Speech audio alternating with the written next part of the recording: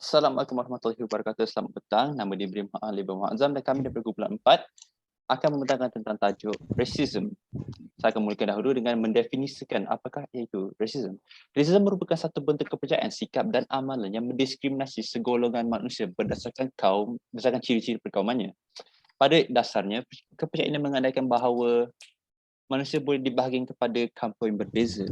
Dan serta itu ia juga mengandaikan bahawa nilai dan darjah seseorang boleh ditentukan berdasarkan kaum yang diwakilinya.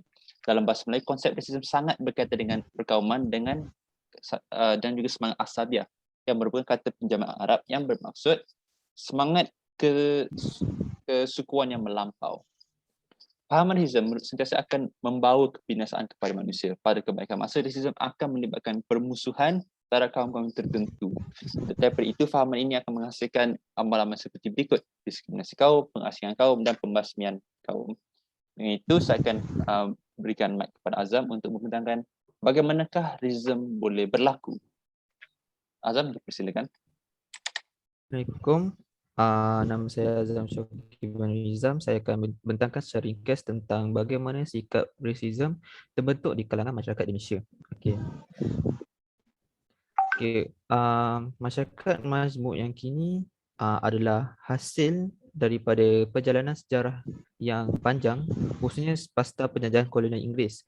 Kesan polisi pecah dan perintah oleh kolonial Inggeris ini telah membuatkan rasisme berlaku apabila nilai bersama dalam kalangan masyarakat perbilangan kaum tidak dihayati dan dikongsi bersama.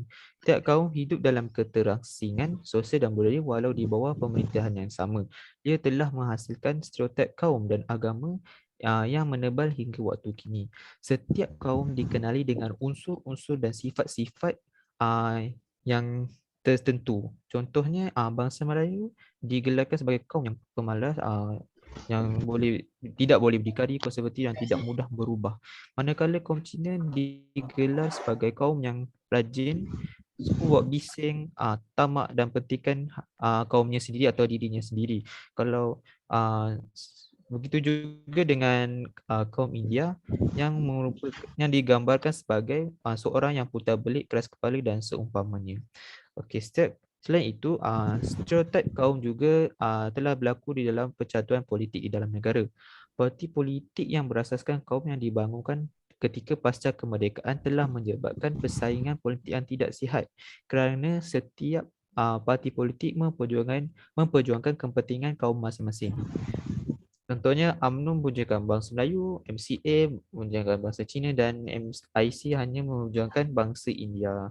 Kesan secara tidak langsung daripada kewujudan segmentasi dalam politik kaum ini menyebabkan jurang perpaduan tidak bertambah akrab. Okey, itu saja sekian daripada saya. Sekarang saya berikan kepada Puja dan Rafi untuk membicarakan tentang isu-isu semasa. Ya, terima kasih Azam.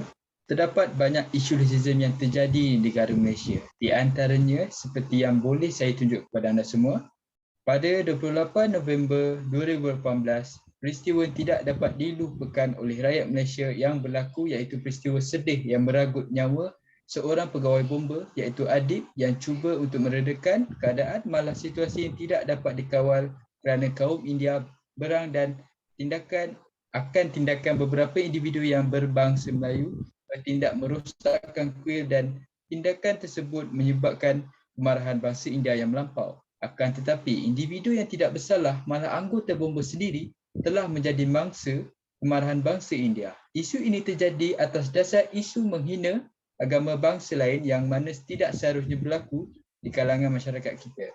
Sekian dari saya. Sekarang saya serahkan kepada Puja untuk penerangan dari konteks kanak-kanak.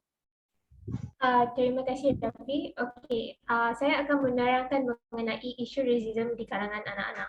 Oleh kerana kurangnya pengetahuan yang diberikan oleh ibu bapa atau guru-guru, anak-anak tidak dapat membezakan apa sahaja yang mereka katakan sama ada ia betul ataupun salah. Sebagai contoh, pada 26 Mac 2021 di taman yang berdekatan dengan rumah saya telah menyaksikan seorang gadis Cina kecil memanggil seorang gadis Cina hitam, seorang gadis India hitam. Fikiran mengenai rasism harus diajar oleh guru atau ibu bapa sejak kecil lagi. Sekiranya gadis Cina itu tidak belajar mengenai kesalahan yang telah dia katakan atau lakukan, maka akan memberi kesan yang besar kepada gadis Cina itu setelah dia dewasa. Lebih-lebih lagi, saya pernah melihat kanak-kanak Cina dan kanak-kanak India tidak bergaul dengan kanak-kanak Melayu. Semasa saya bertanya kepada mereka, mereka menjawab bahawa ibu bapa mereka menasihati mereka agar tidak terlalu bergaul dengan kaum lain. Ini tidak sepatutnya berlaku. Dalam keadaan ini, ibu bapa sendiri adalah sebab mengapa pemikiran rasism ditanamkan pada anak-anak. Kita seharusnya berdiri menentang rasism dengan berhidup bersatu padu. Sekian daripada saya dan sekarang Taufik akan mengambil alih. Okey, terima kasih Puja. Sekarang saya akan membentangkan tentang cara-cara mengatasi rasisme. Okey, first, pertama sekali, kita hendaklah berfikir secara terbuka. Oleh kerana perkauman adalah kepercayaan yang mendalam, kita akan memerlukan sedikit masa untuk berubah. Tapi kita dapat mencapai apa-apa kita yang kalau kita memikirkannya dengan minda terbuka.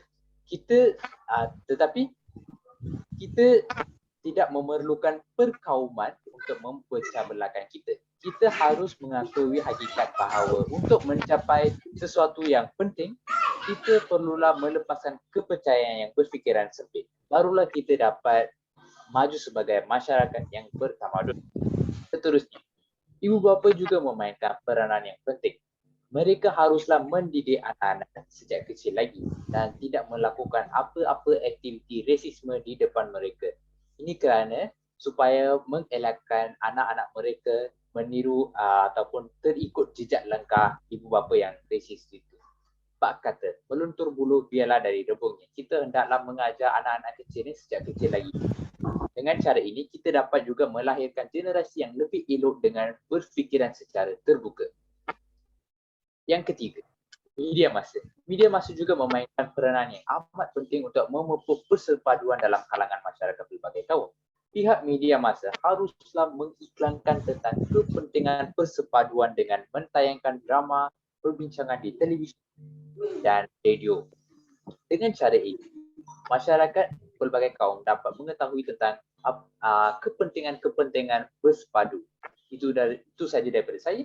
Terima kasih. Terima kasih kepada kalian semua. Sekarang kita akan memulakan sesi refleksi di mana saya akan menanyakan soalan kepada kalian semua. Apakah yang anda pelajari daripada kajian ini? Saya akan mula dahulu. Pada pendapat saya, rasisme bukanlah sesuatu yang boleh diambil dengan mudah. Hal ini demikian kerana kesan sentimen rasisme atau sikap rasisme itu boleh meragut nyawa seperti yang dibentang oleh saudara Rafi tadi. Oleh itu kita hendaklah menjauhi diri dari segala perkara yang berkaitan dengan rasisme. Azam? Apakah yang anda dapat pelajari daripada kajian ini? Apa yang saya dapat tentang pembelajaran ini, sebagai masyarakat yang berbilang kaum Indonesia, kita perlulah memupuk kesepaduan di kalangan masyarakat sejak kecil. Selain itu, kita perlulah memahami sensitiviti kaum dan lain supaya tidak mengulangi sejarah hitam yang telah berlaku akibat masalah perkauman di Indonesia.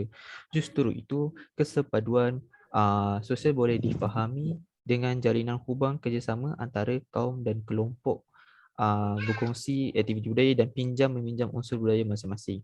Ia merupakan elemen penting dalam memastikan sebuah komuniti atau negara itu dalam keadaan aman dan harmoni. Oleh yang demikian, kesepaduan sosial merujuk kepada satu proses yang menyatu padukan seluruh masyarakat dan negara supaya setiap anggota masyarakat dapat membentuk satu identiti dan nilai bersama serta memiliki perasaan cinta dan bangga kepada tanah air.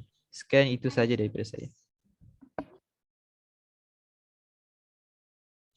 Okey, pada pendapat saya, perkara seperti rasisme ini sangatlah tidak patut berlaku di kalangan rakyat Malaysia kerana isu ini adalah isu yang sensitif. Seharusnya kita menerapkan sikap bertolak ansur dan bersatu padu di dalam perkembangan bangsa di dalam negara kita. Untuk negara yang lebih maju, katakan tidak pada rasisme dan bersamalah kita dalam memupuk masyarakat yang harmoni dan berbilang kaum. Sekian dari saya. Pada pendapat saya, bersikap resis sebenarnya dapat melukai perasaan seseorang walaupun ia dimaksudkan sebagai celaka. Jadi sebaliknya bersikap resis, kita harus bersatu dan menentang sesiapa sahaja yang bersikap resis. Sekian dari saya. Terima kasih. Pada pendapat saya pula, apa yang saya dapat pelajari dari tajuk ini adalah saya dapat tahu tentang kepentingan bersatu padu tanpa mengira warna kulit atau mengira kaum, supaya kita dapat memaju sebagai masyarakat dunia. Jikalau masyarakat tidak dapat bersatu padu antara satu sama lain, terutamanya di antara kaum, ia akan mencetuskan pelbagai masalah seperti yang Rafi menceritakan. Ia akan mencetuskan pelbagai masalah antara kaum juga. Dan ini akan menyebabkan kegagalan untuk kita mencapai masyarakat yang bertamadun. Itu saja daripada saya. Terima kasih. Dengan itu maka akhirlah pembincangan kami tentang pengupasan tajuk rasism dengan dari definisi sehinggalah kepada solusi. Dengan itu, terima kasih. Kami dari Kumpulan 4. Terima kasih.